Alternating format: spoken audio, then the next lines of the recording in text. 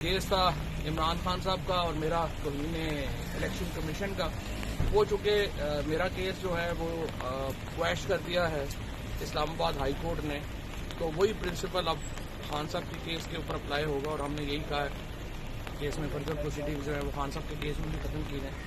4 تاریخ اب اگلی جو ہے وہ رکھی ہے اس میں الیکشن کمیشن نے فردر پروسیڈنگز کے لیے. باقی میں نے الیکشن کمیشن کو کہا ہے کہ آپ اینڈ پہ معاملات پہنچ گئے ہیں، وہ معاملات کو کول ڈاؤن کریں.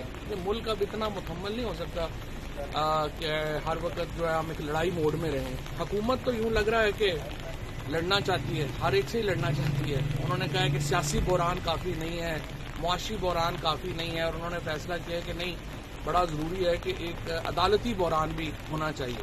اب جسٹس منصور علی شاہ صاحب کو چیف جسٹس بننے سے روکنے کے لیے لیجسلیشنز ہو رہی ہیں، سپریم کورٹ کے فیصلے کے اوپر عمل درآمد نہ کرنے کے لیے لیجسلیشنز ہو رہی ہیں. اگر آپ ملک میں سپریم کورٹ کو نہیں مانیں گے تو اس کا مطلب یہ ہے کہ آئین اب ختم ہو گیا، کیونکہ سپریم کورٹ ہی آئین کا سب سے بڑا تشریح کرنے والا ادارہ ہے.